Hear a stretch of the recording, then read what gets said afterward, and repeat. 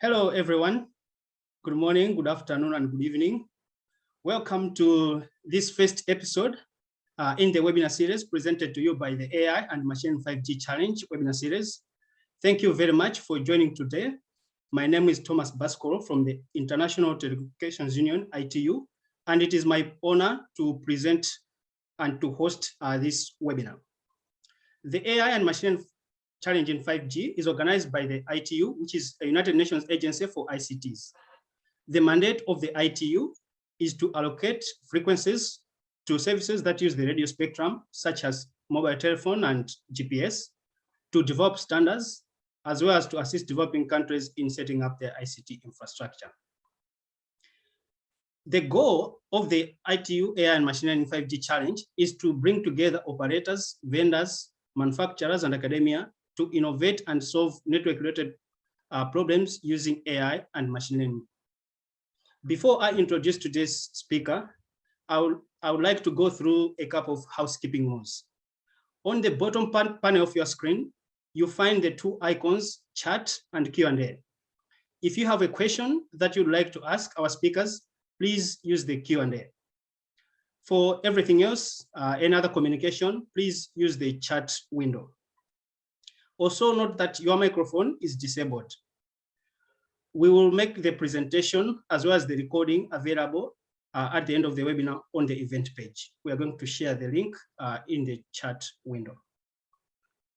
Now, before we get started, I would like at this time to know where each and every one of you is connecting. So let us use the chat window and type the city as well as the country that you are connecting from, but make sure that you set the message to all panelists and attendees so that everyone can see the message. So I will start Geneva, Switzerland. We have colleagues from Hong Kong, from Germany, from Italy, from Israel, from Dominican Republic, from England, we have Korea, South Africa, Turkey, Tokyo, San Diego, US. So much variation. Thank you everyone for joining. I know some of you is late and for other colleagues it's early, but it's quite nice to have this diverse participation in these webinars. So thank you so much for joining.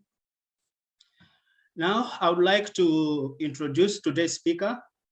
Today's talk is going to be given by Professor EROL-KANTARCI. Merike is a Canada Research Chair in AI-enabled next-generation wireless networks, as well as an Associate Professor at the School of Electrical Engineering and Computer Science at University of Ottawa. She is the founding director of Network Systems and Communication Research, NetCoLab, which is she's also a faculty affiliate at the Vector Institute Toronto and the Institute of Science, Society and Policy at University of Ottawa. She has over 150 peer-reviewed publications, as well as more than 5,500 citations, and she has an H index of 38. She has received numerous awards as well as recognitions. Recently, she was the 2020 Distinguished Service Award of the IEEE ComSoc Technical Committee on Green Communications and Computing.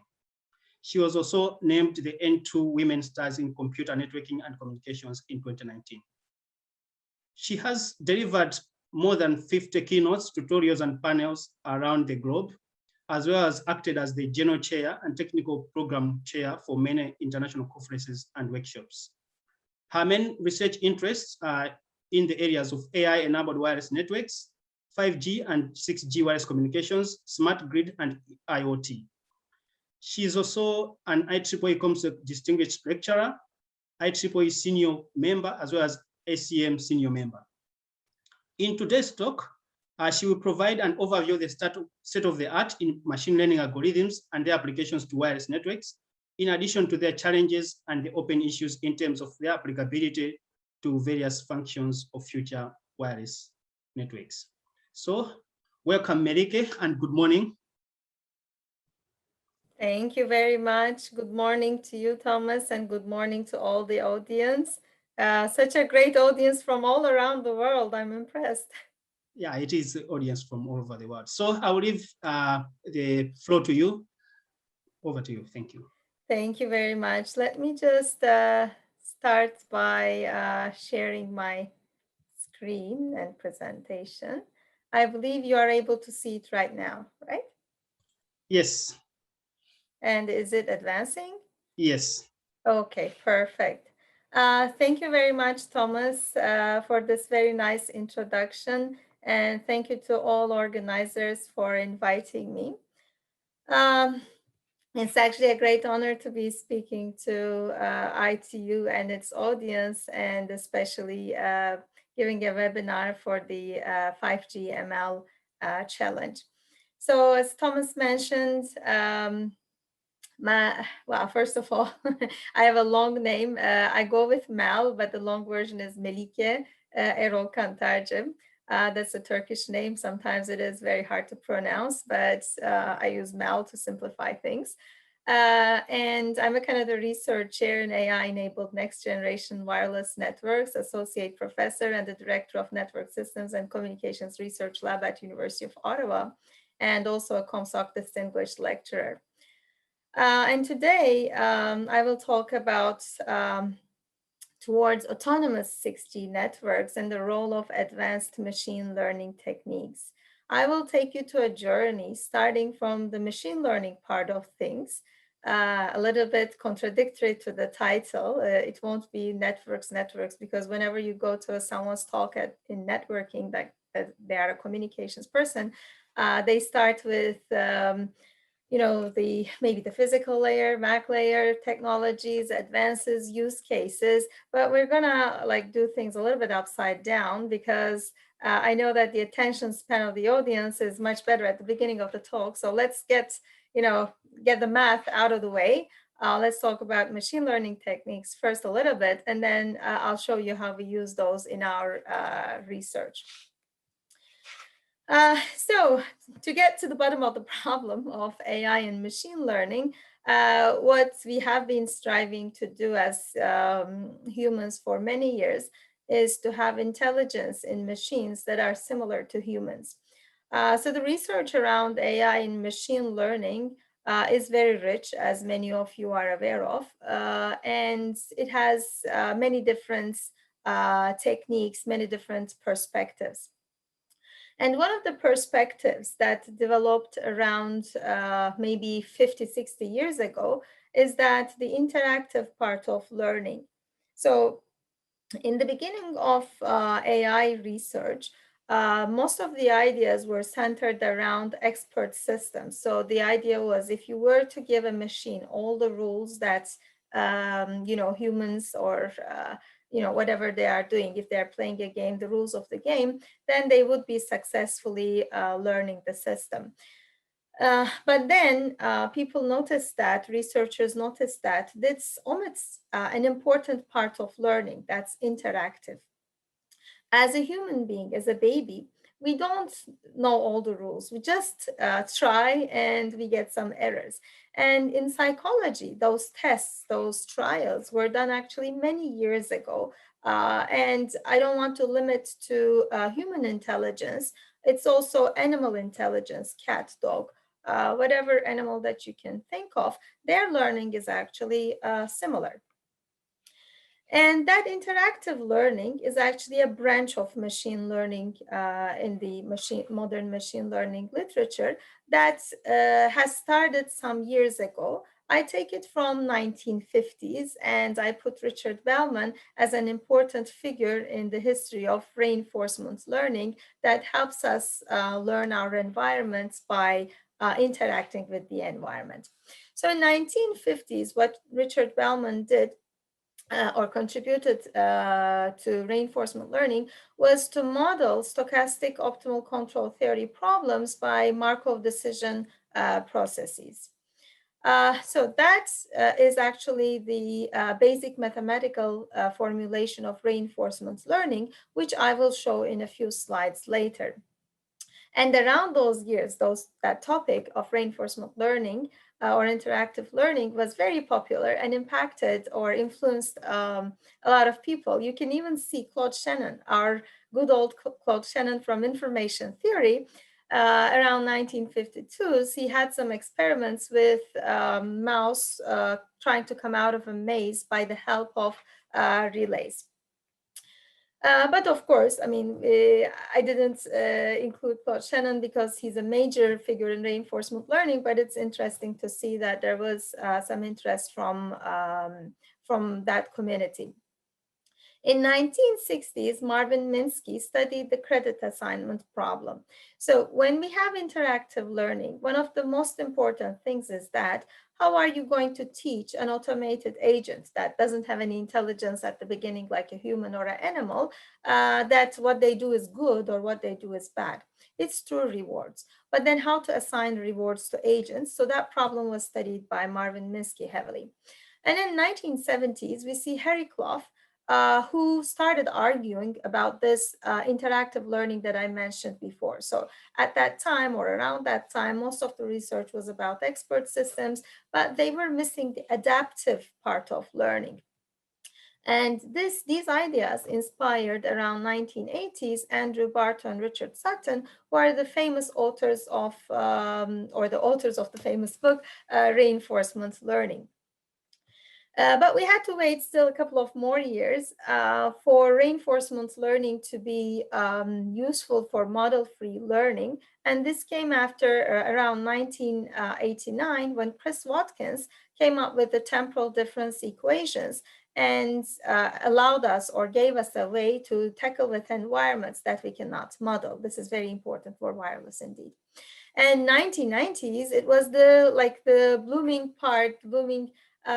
season for reinforcement learning techniques, where a lot of the game playing machines, like we see in this picture, IBM's Gerald Tassura and his TD backgammon machine, where the machine is playing backgammon against a human. And you all know, like chess playing machines, Go playing machines, all those sorts of game playing machines are actually very fundamental, have been very fundamental and useful in developing AI and machine learning techniques.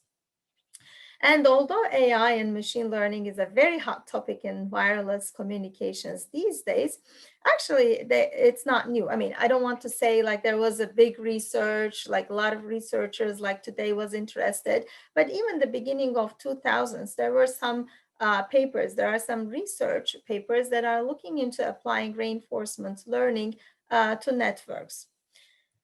But of course, since this past 2-3 years, it has been sort of a very mainstream technique tool for the wireless researchers and in general the networking community to self-optimize systems. So we'll talk about those and how they will help as tools to us. But before that, let's start talking about the so-called reinforcement learning. So in reinforcement learning, we have an agent. And first of all, let me just bring this to a pointer. Yeah, laser pointer. So we have an agent. Agent interacts with the environment. And as a part of the interaction, whether it's a good action or a bad action, a reward is returned to the agent. And the state of the agent changes as well. Now, reward is very important for the agent because that's going to help the agent to understand whether it's performing well or not. And in repeated games, so if it's a one-time interaction, that's a different thing. But usually when it's for learning, we think about multiple interactions with the environment through some episode. So when that happens, as you see on this right-hand side figure, many potential or possible policies come out. If you choose one option, then it may branch out to others. If you go this way, it may branch out to totally different things. And you can make this analogy from chess. When you do a different move in chess, like it's selection of a piece, like going this way or that way, it changes the entire, the rest of the entire game for you, right? And then what you want to do in chess, for example, is that you want to win. You want to get the king. So in that case, you should not reward actions like, you know, they are good, that make you happy, you get a piece from your opponent, but they shouldn't be rewarded very high because otherwise the machine would learn, oh, that's a good thing, then I should do it, I should continue doing it. So you have to reward the final goal states high than the others, and then the agent will choose this best path, as you see over here, that's given with a bold line, as the path that it should follow, or the set of policies that it should follow. Now, when we look at the mathematical formulation, it is done by using Markov decision processes. We have to do a couple of definitions here, so bear with me. For Markov decision processes, ST is the state of the agent, AT is the action of the agent at time t, and the reward works like this. If we are in state ST and the agent takes an action AT, the clock ticks and the next reward, RT+1, is received and the state of the environment changes to ST+1. Now, actually, this is enough for describing a deterministic system. But if our system is not deterministic, which means every time we are in such a state, we take an action, there is a probability to switch to a next state. So there are multiple next states, and there is a probability of selecting one of them, then that becomes a stochastic system. In that case, we need this probability in our next state probability in our modeling.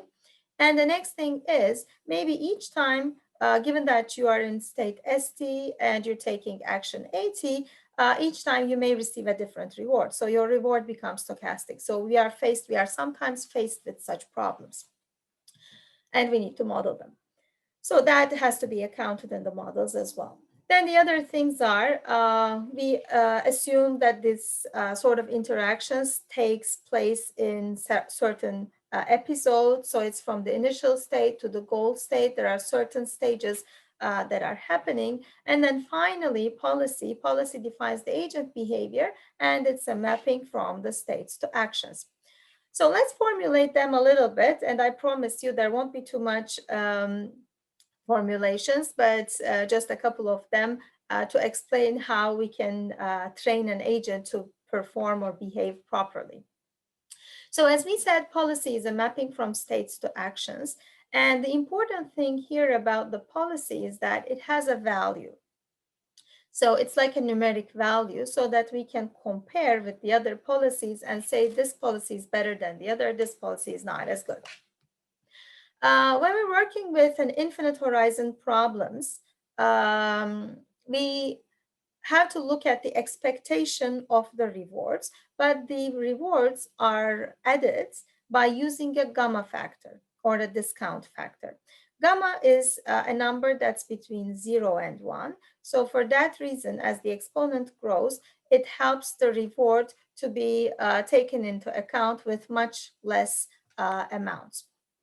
And the reason we would like to do like this, we would like to discount the future rewards, is that we want our agent to pay more attention to the current actions. We don't want our agent to think about what's going to happen 100 steps later, because maybe it's going to, totally diverge to another policy, because, remember the chess example, because you choose one action and then the next actions will change accordingly.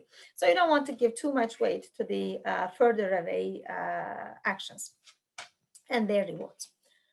Now, if you have this expectation with a discount factor, what we can do is, or what we notice here is that it can be formulated by the recursive version of the value of the policy. So if you look at V star as the optimal policy, it can be denoted by the future values of the policy multiplied by that probability of switching to next state. This is a general definition. As I said before, if we have a deterministic system, we can cross out this term. We don't need this. But if we are working on a stochastic system like wireless networks, we would need that transition probability. We have the discount factor over here and the expectation of the reward. What we are trying to find with this optimal policy is the action that maximizes this number. So basically, our agent will be continuously searching for this. But it doesn't mean that it's able to find the optimum value. It's just trying to improve its actions with respect to its previous actions. Now, when we can have a model of the environment, that's probability. Let me go back. That probability is known, And we don't have to worry about using temporal difference equations. This can be solved by dynamic programming. But so that was for model-based environments. But if we think about model-free learning, which is more suitable for the wireless environment, we have to look for another tool. And that tool actually comes from Chris Watkins's findings about temporal difference equations.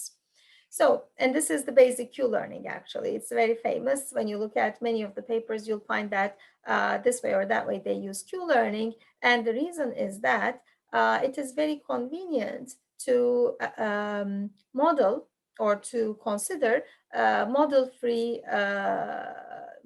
problems. What happens is that in temporal difference equations, it's very similar to how a child game works. Like when you approach a value, they say hot, hot, hot, and then if you're going away, like you're trying to guess a number, and when you go away from that number, no, it's a cold, cold, cold. So it's like this idea that you look at the differences between the Q values and you make an assignment to the new Q value. Now, the trick for model-free learning or Q-learning is that these Q values need to be known. Now, that's a problem.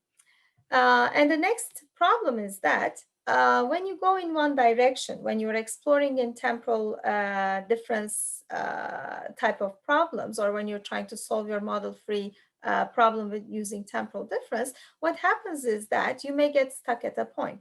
So you have to have a mechanism to get you out of that point that you have stuck. That's why Q-learning techniques, let's say, they have exploration and exploitation periods. Exploration is basically trying a new action to see if we can get a new reward. And exploitation is using or taking advantage from the previous trials and just continuing with the rewards that will maximize continuing with the actions that will maximize the reward. Now, this is a nice idea, of course, but if we keep trying, so if we don't let the agent stop at one point, this exploration, what happens is we're going to have a problem with the convergence. So what we would like to have is have a very small probability out of all the actions when the agent is working to try something risky. And then when the agent is learning better, that risk or that amount of probability should get smaller so that we have a nice convergence curve. That's why there's a policy, famous policy that's widely used, is called epsilon greedy, and that's exactly how it works. So with probability epsilon, we choose an action at random uniform, and then with probability 1 minus epsilon, the agent continues with the best action that it has. We start with a large epsilon because we want to allow the agent to explore a lot of things at the beginning, and then gradually decrease that epsilon period.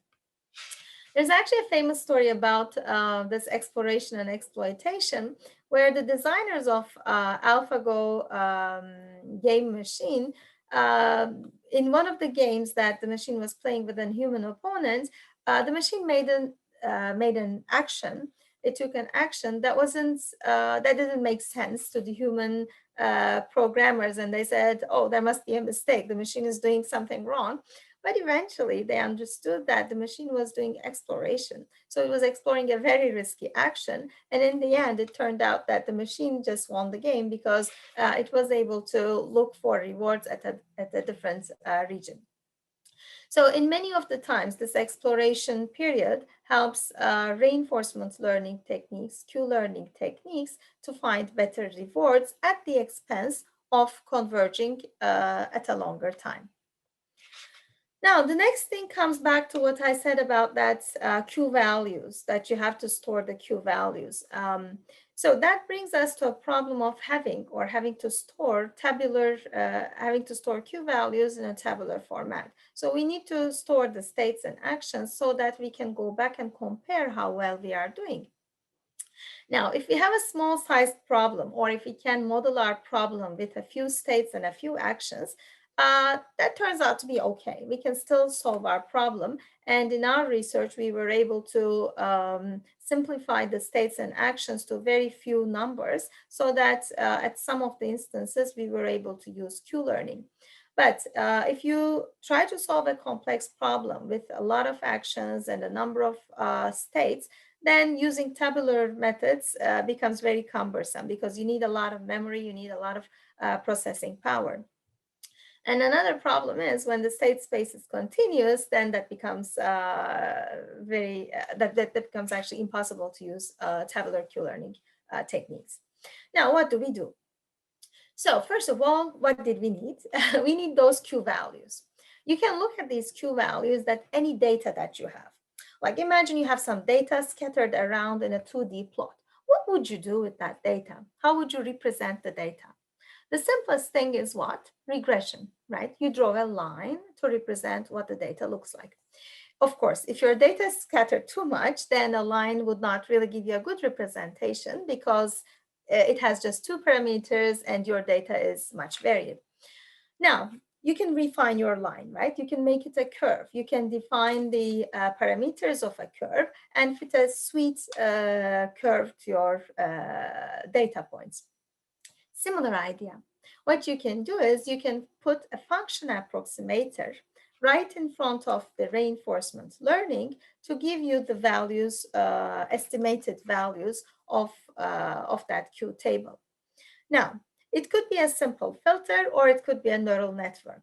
So as some of you may know, neural networks are good approximators in data. So actually they become as very nice tools that we can use to sort of drive the values of reinforcement learning.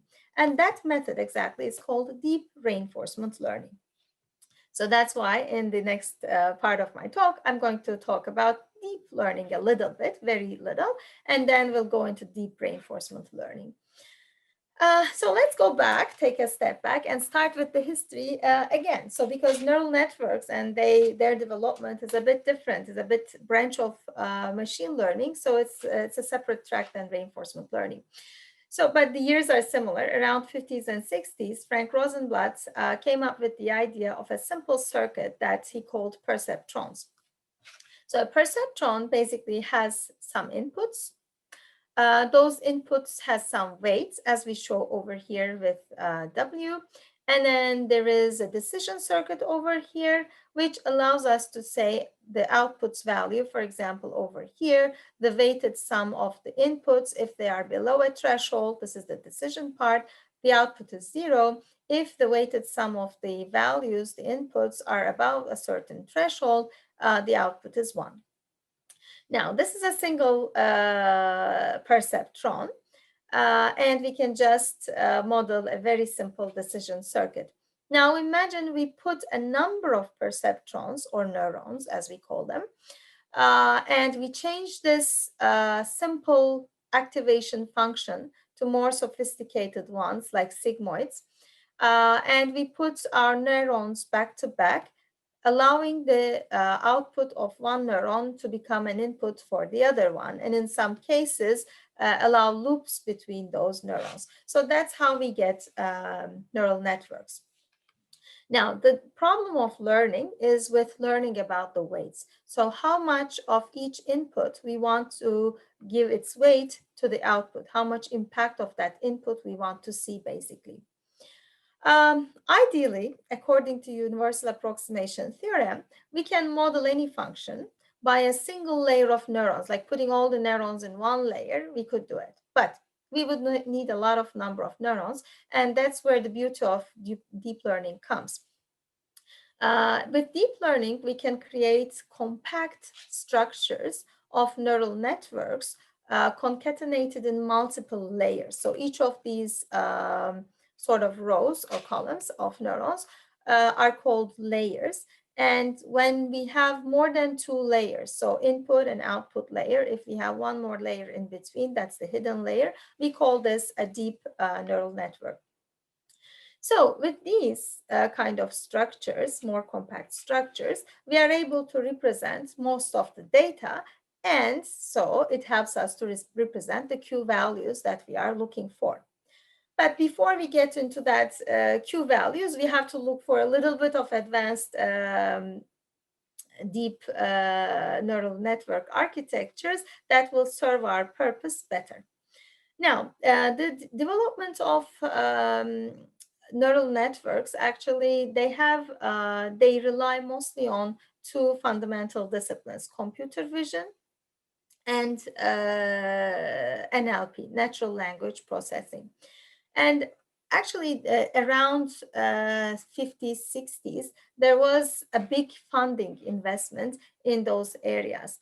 But it's especially natural language processing, because it was the Cold World War time, and some messages needed to be encrypted or understood, translated, more specifically from some languages.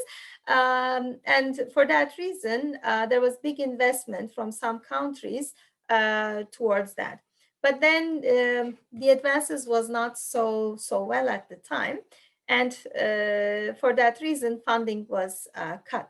And we refer to this in AI literature or AI jargon as the AI winter. At that time, some of the researchers diverted from the topic. Their interests changed, but some people stick with with what they did, and they came up at the beginning of 2000s. They came up with recurrent neural networks, which was a great success for NLP. And the beauty of RNNs is that they have a property of memory. So this unit having a recursive or recurrent structure allows the neurons to keep memory from its previous units. And one beautiful example that can help us to store temporal behavior in data is LSTM, long short-term memory process. So in that one, in LSTM, we have an input of memory unit. So the memory of the previous unit, it is passed over to the current unit. The output, of course, comes from the previous unit as well, and they pass through some gates. There is the forget gate and the input gate. For the forget gate, how it helps is that it helps us to identify how much of this previous memory should be remembered. And if you think of NLP, it actually makes a lot of sense, because you have lots of temporal correlations in the input that you get. And if you think of networks, it makes a lot of sense too, because past experiences will be similar. So you would like to remember what you did in the past so that you don't have to learn things from scratch. So we have an output gate, and that gives the output, and then the output of the previous LSTM unit, and the memory, again, from the previous LSTM unit is passed over to the next one. So in deep reinforcement learning, we actually use LSTM to help us as these deep neural networks and the target deep neural networks. Now, up until now, the things that I explained, let me just wrap up all of them.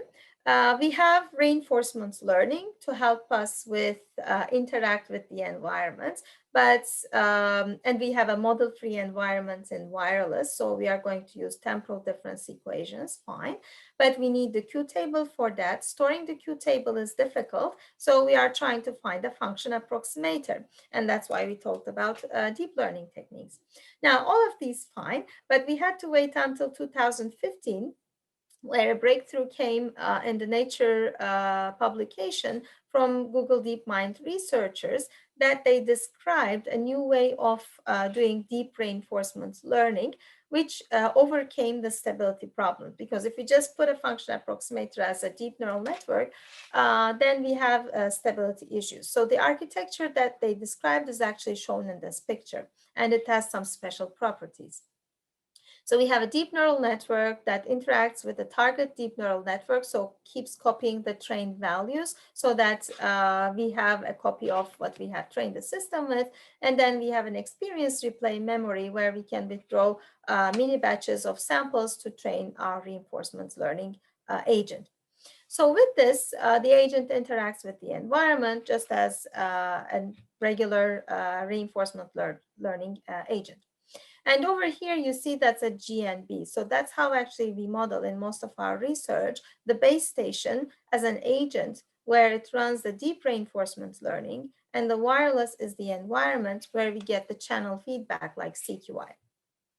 But let's go step by step and switch gears here so that we can start talking about the networking problems and how are these techniques are going to be useful in what we are doing with 5G and 6G. So I'll start with 5G, and I'll start with a familiar picture to ITU that was probably prepared some years ago when the 5G use cases were being considered. And three use cases emerged at that time: enhanced mobile broadband, as you see at the top of the triangle, massive machine type communications, and ultra reliable and low latency communications. And as you will see, this is very funny. At the beginning of mobile communications, the whole aim of mobile networks was what? Was to enable people to be able to speak when they're outdoors. So previously we had the landline phones that you have to be home to make a call and things like that. So the idea was just, okay, why shouldn't people call each other when they're outdoors? So it was voice. But if you see over here, like it is left like a small dot on the map of all the use cases. We have 3D video, work and play, augmented reality, industrial automation, self-driving cars, smart cities, smart grids, smart homes, smart everything that is now becoming use case for 5G. And among these, enhanced mobile broadband is actually closer to humans, I would say, because that's about us downloading faster videos, playing AR, VR games, connecting to social networks, and all this. Massive machine type communications, of course, it touches our lives in many ways, especially when they come in the smart city format, like all around us there are and there will be more smart gadgets that are connected with various technologies. Of course, not with only 5G, but 5G is a potential market player in all of these. And then finally, ultra reliable and low latency communications. And actually, when the time this picture was drawn, these two things were put in the same basket. But later on, as we and the other researchers made more research into this area, we came to realize that it is not really easy to have ultra reliable and low latency at the same time. So now we think about these like a square where we have these different dimensions.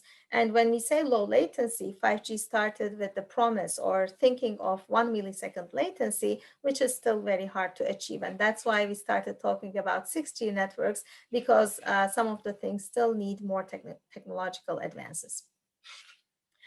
Now, about 5G and the novelties in 5G.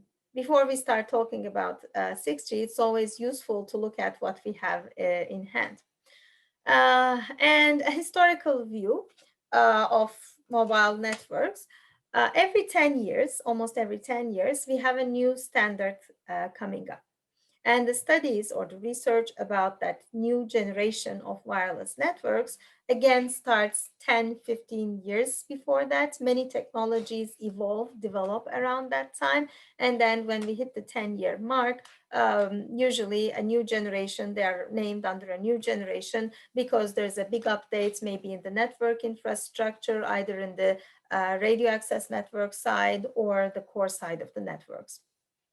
With 5G, things were not different. We have a millimeter wave as one of the trademarks of 5G that enables tremendous amount of speeds, but at the cost of less coverage. And millimeter wave has been a band that has been discussed for a very long time. In a lot of the places, there were some controversial point of views about its usage because its propagation is definitely problematic. But if you want more speeds, spectrum is one of the very fundamental solutions that you can go with, aside from massive MIMO and other things. But definitely there's a problem in spectrum because it's overpopulated. There is Navy, military radios, radar, satellite, all sorts of wireless things are using the spectrum that is between like the frequency range 1 that is given to 5G, 450 megahertz to 6 gigahertz. That's a much populated spectrum. Sometimes this frequency range 1 is called as sub 6 gigahertz. And finding a contagious spectrum in that region is not so easy. And the regulations in every country is different, so different bands may be reserved for different operations.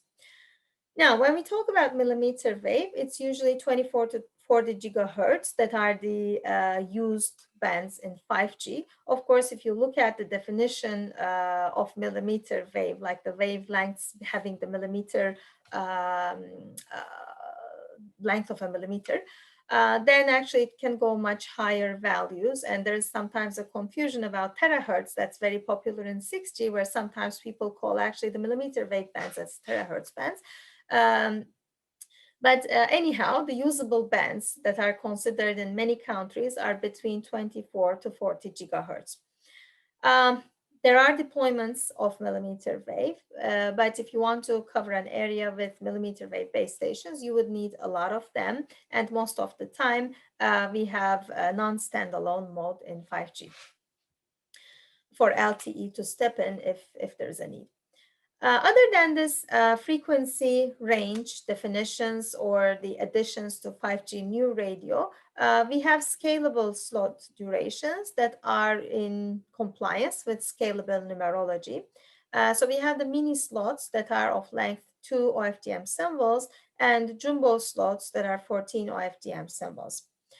And the scalable numerology is sort of an extension of OFDM into subcarriers that have different subcarrier interspacing between the peaks of the signals.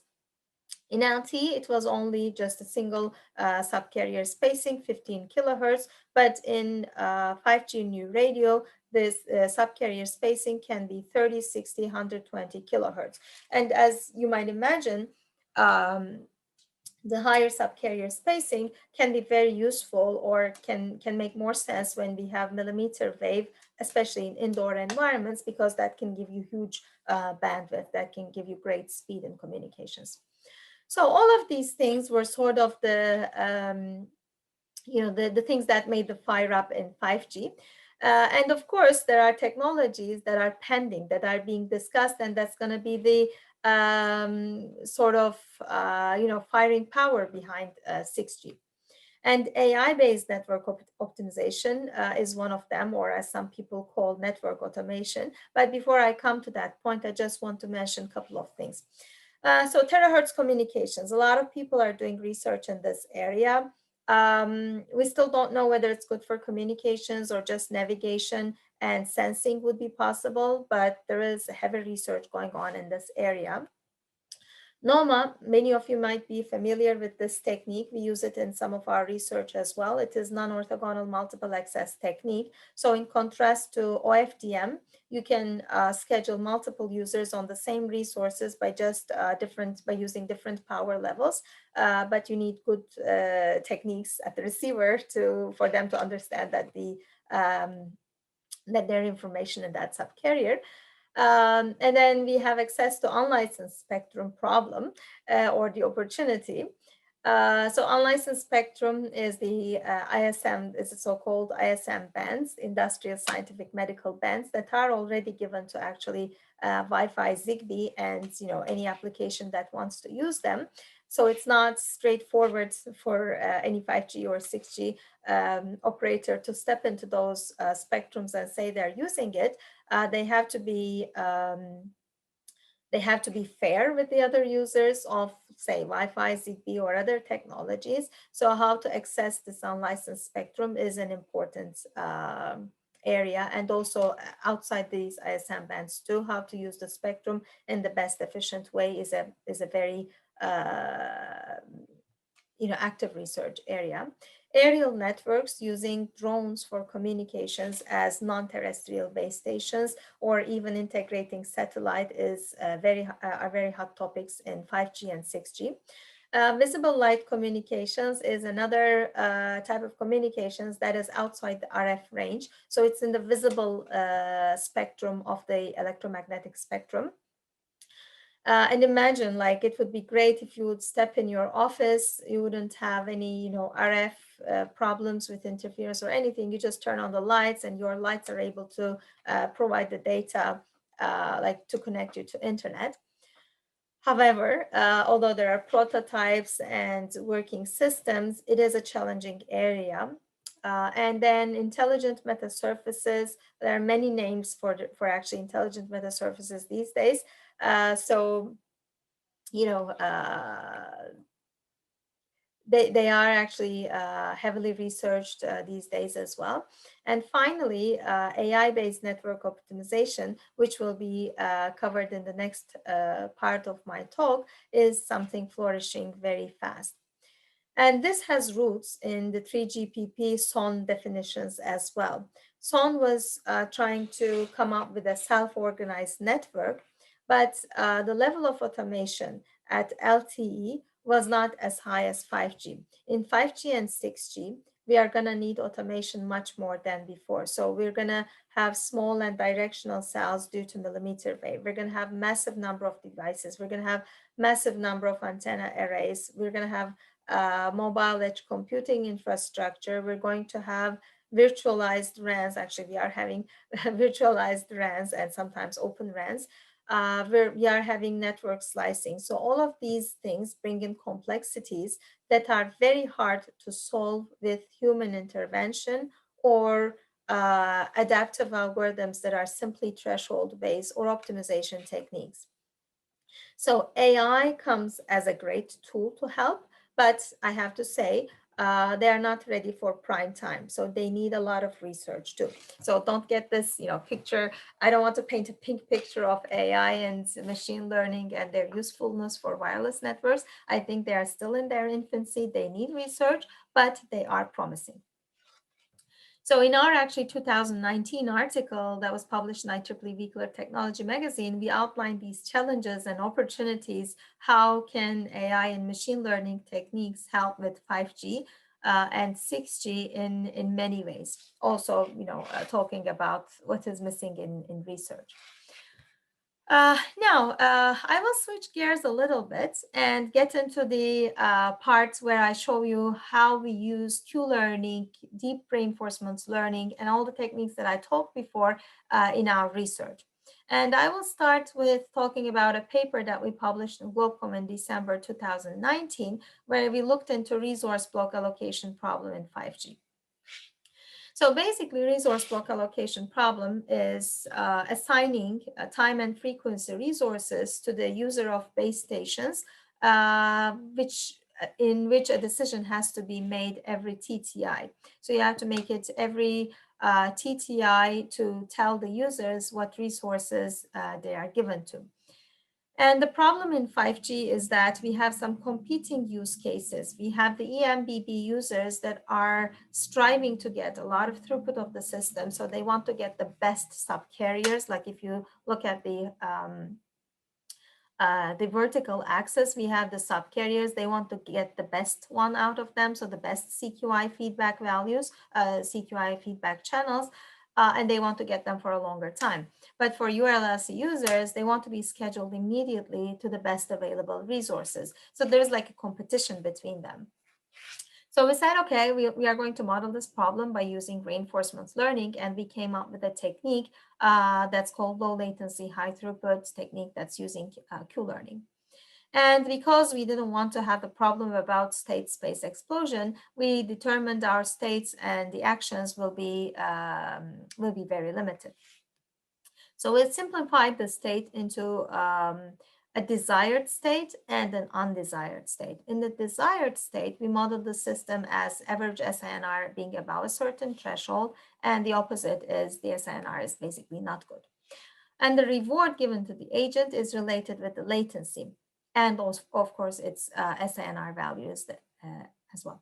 So the SINR should still be above a certain threshold, and the latency should approach 1 millisecond. So 1 minus the maximum queuing delay is the partial reward given to the agent. So as much as the agent can make its latency approach to 1 millisecond, it would get higher rewards. And then if it cannot do that, if it cannot get a good channel, then there's a penalty for that, which is given by -1.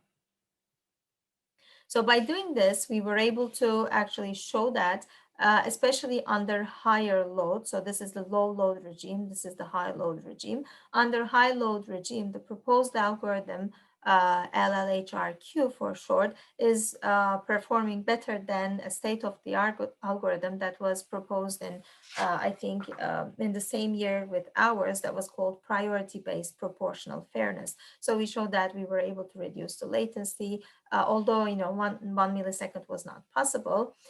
We were able to reduce the latency quite significantly. And at the same time, the throughput and the packet drop rates were comparable to the other algorithm, the baseline algorithm that we looked into. So Q-learning can be used, as we said, but we also talked about the problems. So to solve some of the simple problems, we can still refer to, or if we can simplify some of the problems and use Q-learning, but from time to time in our research, we use DRL, deep reinforcement learning. I'll start with a problem definition of one that we did in ICC 2020, where we used Q-learning, and then I'm going to switch to complementary work that came right after that, and we used deep reinforcement learning. So here the problem that we looked at was the beam assignment to multiple users, where we have users in the intersection of beams, millimeter wave beams from two base stations. So these users are using NOMA, and this system is using NOMA, and the users are using successive interference cancellation to figure out their information. So when doing this, two important problems. One thing is these users need to decide which cell or which beam they need to be associated with, and then the power of the beam, so that we would reduce or minimize the interbeam intercell interference. So we looked at this problem and we formulated our states and actions a little bit different than before. Here our actions has two factors. Number one is the user cell association, as we see over here, this delta value. And number two is the power allocation. So we have two actions.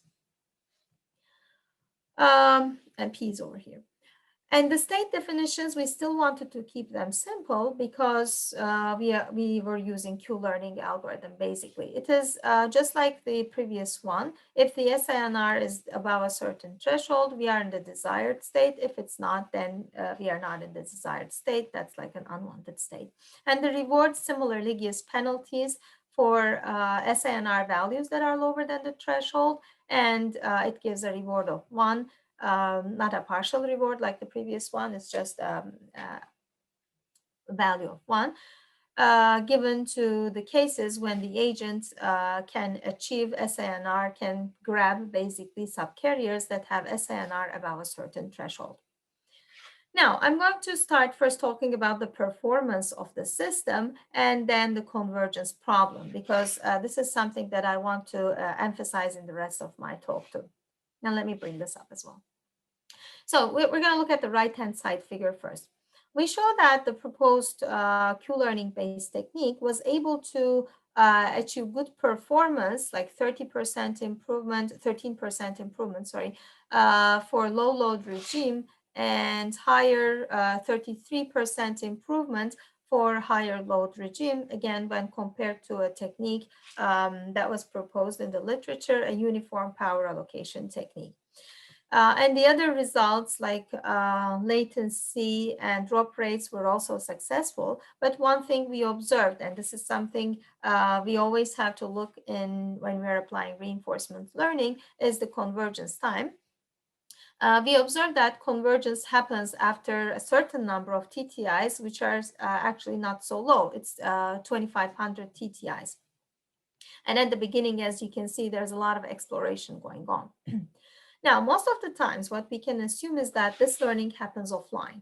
So you can have either two systems feeding each other, one doing the offline learning, feeding the values to the base station that's working in the field, or you train your base station before you put in the field with a certain type of traffic, certain type of users, and they converge, and then you put them online. And you can do this process periodically during off-peak hours, or by having some backup algorithms that are running during this training period. Nevertheless, I mean, despite all these assumptions, in our opinion, we said that, we are having good performance, but still, if we can do something with convergence, if we can contribute, that would be really good. So I'm going to talk about a technique actually after this one that we touch upon convergence. But before I do that, I want to mention another work that I said, like after that ICC research, we did a continuation work that used deep reinforcement learning. So I want to first talk about that. Knowing the limitations of Q-learning, we said we should look at deep reinforcement learning, where we can enrich our states and actions. And for that reason, we again considered a millimeter wave network. We have the mobile users over here. But again, if you don't split the problem into smaller sizes, it becomes unmanageable. So the way that we thought about splitting the problems was using a two-level machine learning technique. First, we clustered users by using dbScan. dbScan is a well-known clustering technique in machine learning. So we clustered the mobile users, and after that, when the mobile users are assigned or associated to a beam that they're clustered to, we used deep reinforcement learning, and it is an LSTM-based deep Q-learning technique to perform the resource block allocation within that particular beam. And we showed that in terms of latency and some throughput, the proposed technique was better than the k-means clustering technique that was using priority-based proportional fairness. So both dbScan and DRL brought in advantages of having good latency and throughput values, or both better values than another technique that was proposed in the literature.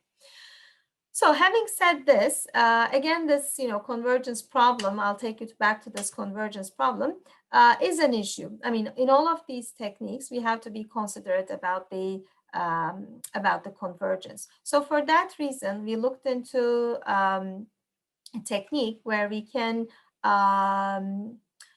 teach the agents, maybe from prior experience.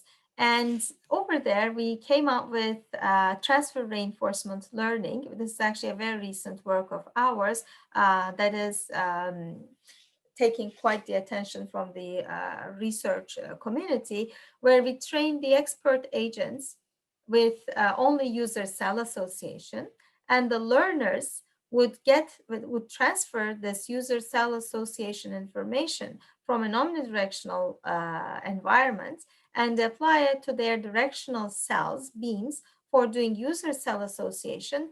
Plus, they would select the optimal number of beams by using transfer Q-learning. So I'm not going to get into the details of the model because we are approaching to the end of the talk, but I will just show you how the convergence is impacted and how it can be improved. So over here, we see the convergence of the expert G node B, and here we see the convergence of the learner G node B. If it was using Q-learning, as you see here, convergence, well, first of all, the converged reward value would be lower than the value that we approach with transfer reinforcement learning. And second, we have convergence earlier than the Q-learning technique. And aside from the convergence performance, in our paper, we showed that the sum rate and the average packet loss was also better than the other techniques. Now, I think I will take just one more minute to wrap up my talk and explain why we are so enthusiastic about these machine learning techniques. We believe that they have a future, but we still believe that there are challenges as well. So first, like the good side of things, I can say that it is an AI spring for AI-enabled networks. There's a lot of interest from the research community. It's not summer yet.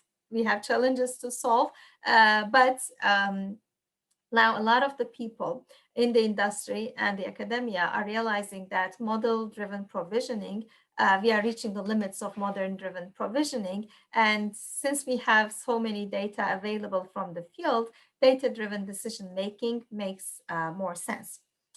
To optimize the resources.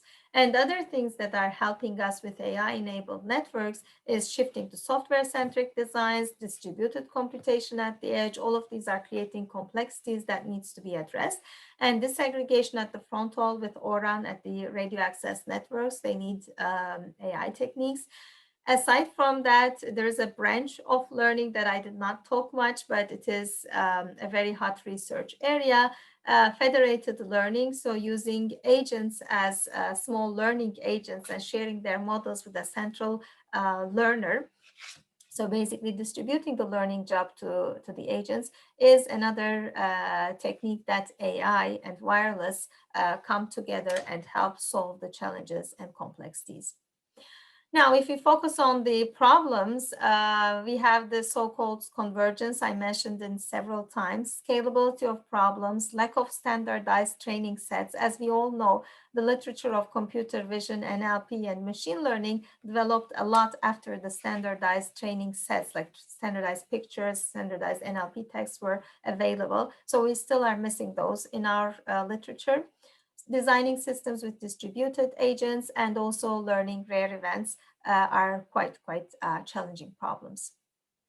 So I would like to conclude my talk by thanking to my students. I have 14 students that I'm supervising, and thanks to their hard work, of course, we are able to deliver all these results and do this research. So with this, I'd like to thank all of you who have attended this talk. Here is my email. There will be a Q&A. You can ask your questions, but you know, if you ran out of time or if you have any questions after this talk, you can always email me. Thank you. Thank you so much, Mel, for the interesting talk. We have questions running in the Q&A, so I would like to give this opportunity to invite my colleague Vishnu to moderate the Q&A. So over to you, Vishnu. Thank you, Thomas. And yeah, you're right. I think the chat and Q&A are on fire. I don't think we can get through all the questions. I did my own classification algorithm upon it. So I will probably generalize some of these questions and put it to Mel, hoping that she has the time. So we will overrun for a little bit. I hope that's okay. There are very interesting discussions. This is one of the most interesting tutorials that I had in recent times. Thank you so much, Mel. I think the way you approached it is quite interesting. Your narrative was quite interesting. So there are mainly, if you look at the questions, they are on use cases, they are on topics of deployment, generalization, etc. But I want to ask you about the question about you told us about AI is not ready for prime time. So what are the main challenges? There are questions about that also in the Q&A. So I'm asking, why do you think AI is not ready for the prime time, according to you? I mean, according to you, what is the blocking factor here? You mentioned standardized data sets. I think you also mentioned some aspects of, okay, let me not go there. I want to ask you your opinion. Why is it not ready for prime time and what are the challenges here? Well, thank you very much. Well, that's a great question, and that gives me an opportunity to expand a bit on it. And well, if you look at machine learning algorithms, we can classify them as supervised, unsupervised learning, and reinforcement learning techniques. So today I focused on reinforcement learning techniques, and both of them has challenges.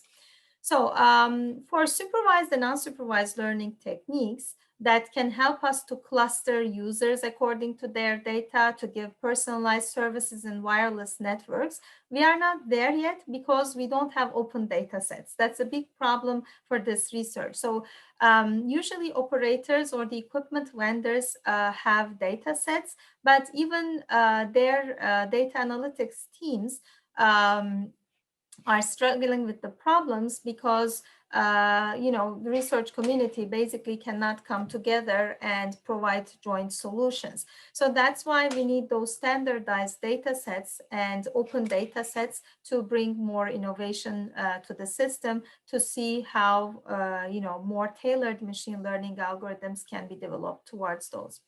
Aside from that, which is I specialize reinforcement learning, another branch of learning, we see challenges in convergence because we cannot, put a base station on the field and say, okay, for the next half an hour, the base station will be in training, forget about the performance. Then in the next half hour, we're going to give that performance. Plus, if the environment changes drastically, we have to wait for reconvergence again. This is a concept that we know as concept drift in machine learning. So all of these are hindering the performance. We need a lot of innovations. We need a lot of research in the area, just like any other machine learning area. Actually, I see like computer vision and NLP helped machine learning developed a lot. Robotics is another field that helped reinforcement learning branch develop a lot. And I see wireless is the new frontier for the machine learning researchers and the wireless researchers to collaborate and develop new techniques. So we have the challenges, and they can only be addressed by joint efforts. Excellent answer. I think so. That means that apart from handwriting, handwriting recognition, we have some future as well. Yeah, thank you, thank you. I think that makes perfect sense. There were some questions about. I think you mentioned it just now as well about generalization. So when you talk about this convergence, and when you talk about you talked about some use cases as well. I think if you look at your papers, I read some of your papers, and you explain very well some of the use cases that you mentioned here today as well. I would encourage all the participants to look at the papers of Mel as well. But my question is about whether what kind of generalization is possible with those approaches that you explain the use cases and that you explained today, whether these techniques and the convergence performance that you mentioned are use case dependent or data dependent. What kind of generalization is possible? This is a good question that I see from many participants here. Great question. Great question. This is probably one of the challenges that I forgot to mention. Generalization, well, for each of the problems that we tackle with, we have to we have to come up with tailored designs. At this moment, we are not there yet that we can do generalization, but in my research group, we work on it. We developed this transfer reinforcement learning technique to be able to generalize. But even when we were developing that technique, we saw that it is very, very challenging because tasks that has to happen in a wireless network are so varied.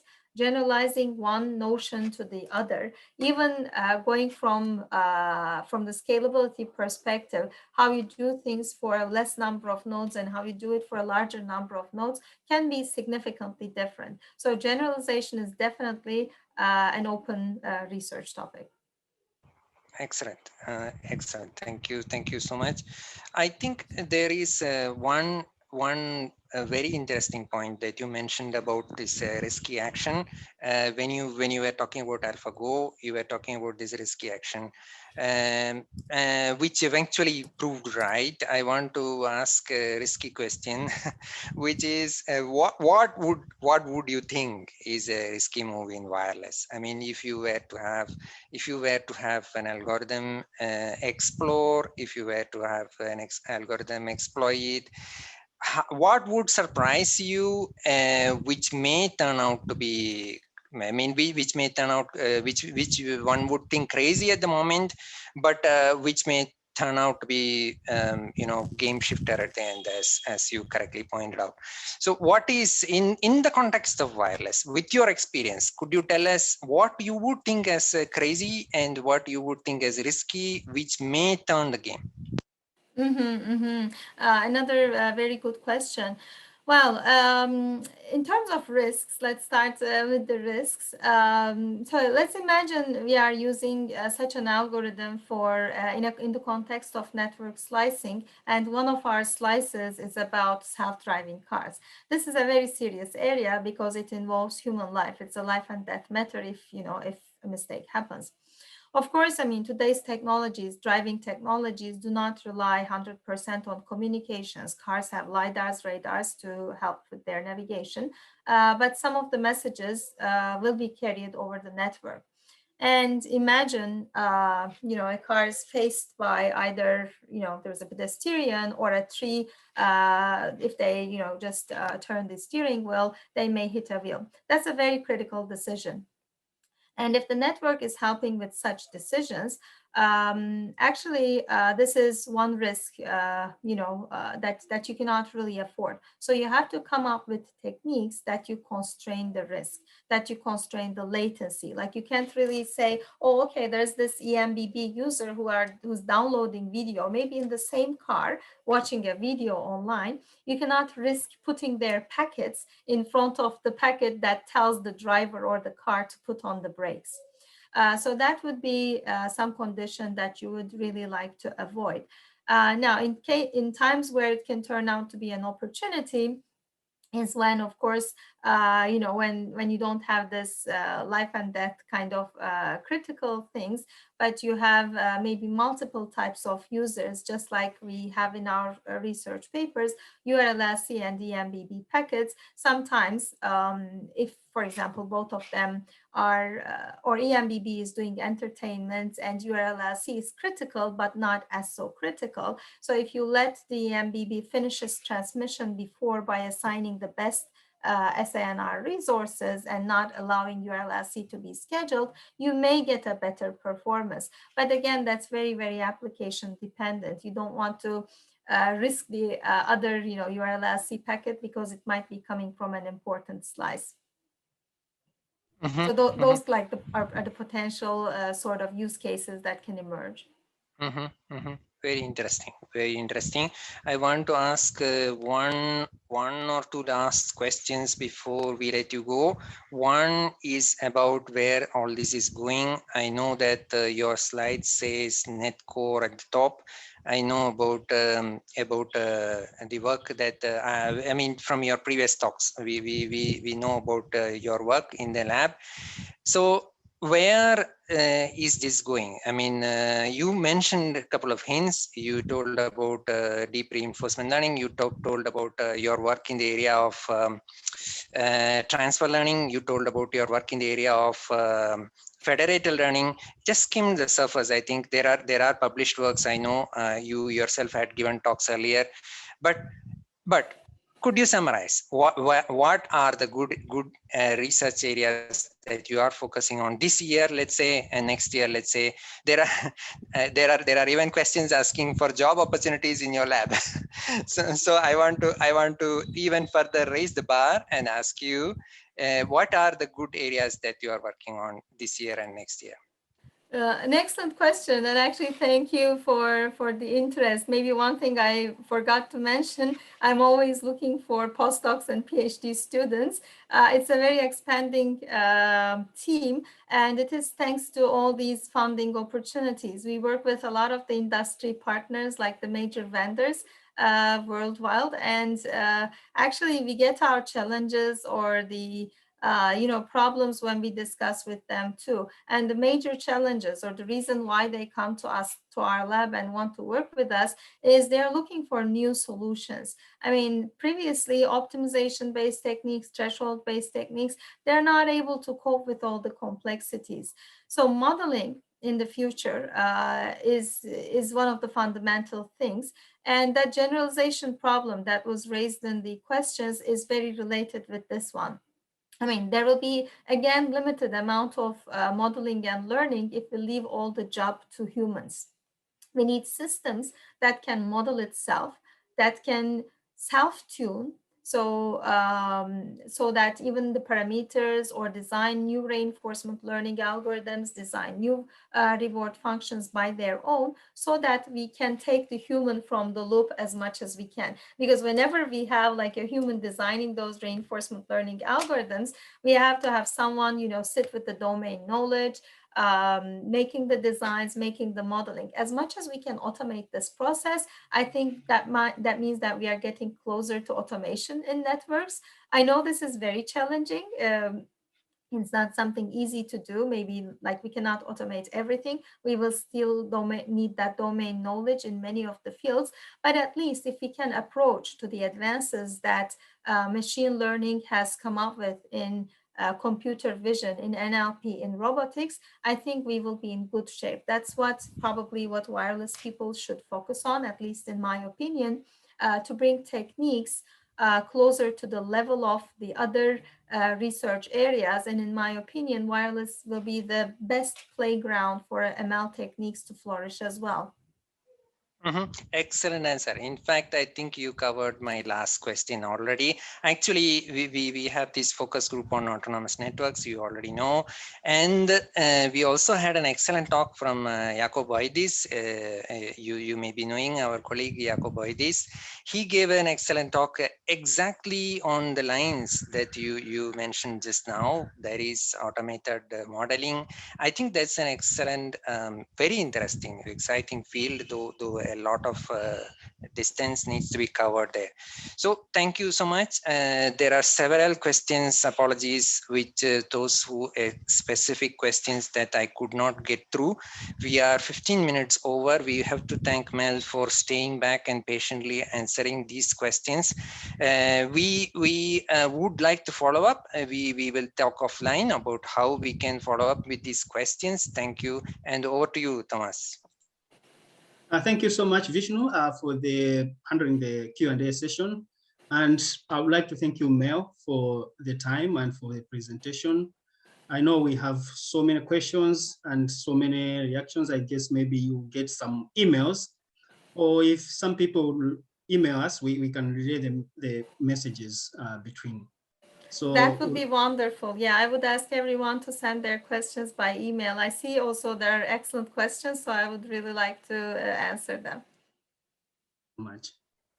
So I would like to thank also at this time everyone else who joined the session. I have put in the chat more webinars that are coming in the next few weeks. You can also see our challenge website where you can find new events and other webinars that are happening. We are going to launch or advertise about the problem statements in this challenge within next month. So be on the lookout. At this time, I would like to thank you, and I would like to say goodbye for joining this webinar. Thank you and bye-bye.